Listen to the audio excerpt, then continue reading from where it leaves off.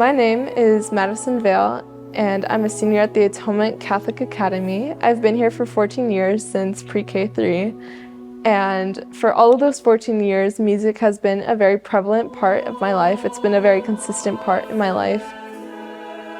Just every single time I'm able to come to the Mass here and just hear the choir and the organ, I think this is what heaven must feel like, and this is what heaven must sound like.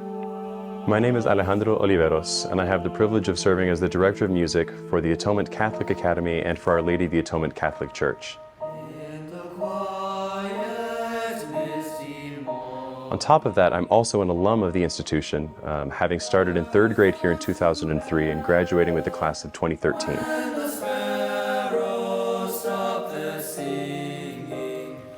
We take great pride in our role of edifying and building up the liturgy. It is our honor and our privilege to help the faithful who hear our music to enjoy the Mass and to get the most out of it that they can. I'm also very blessed to be able to participate in this by being in the choirs here.